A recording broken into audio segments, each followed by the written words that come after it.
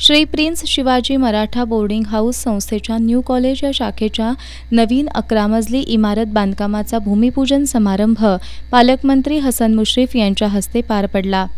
यावेळी उच्च आणि तंत्र शिक्षण मंत्री चंद्रकांत पाटील यांची प्रमुख उपस्थिती होती।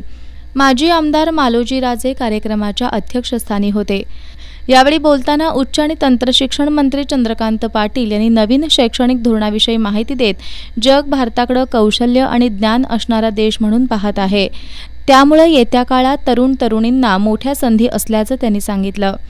येत्या काही दिवसात राज्यातील 100 कॉलेजना पायाभूत सुविधांसाठी प्रत्येकी 5 कोटी निधी मिळणार असल्याची घोषणा त्यांनी यावेळी केली।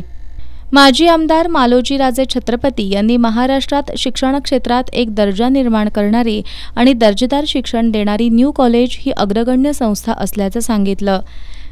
ज्या जुन्या संस्थांना 100 वर्ष पूर्ण झालेली आहेत अशा संस्थांना अगोदरच्या सरकारकडून निधी दिला जात असे, तो आता लाल फितीत अडकला आहे असं सांगून अशा जुन्या संस्थांना निधी मिळावा असं आवाहन केलं।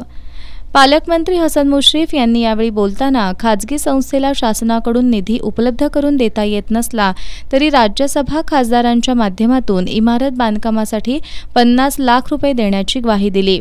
जागतिक विद्यापीठाच्या तुलनेत आपली विद्यापीठं मागं आहेत, त्यांना पुढे आणण्यासाठी शैक्षणिक दर्जा वाढवण्याची गरज त्यांनी व्यक्त केली। भारत महासत्ता बनण्याच्या दिशेनं वाटचाल करत असून 57 कोटी तरुण-तरुणी यांच्या जीवावर लवकरच महासत्ता बनेल असा विश्वास त्यांनी व्यक्त केला।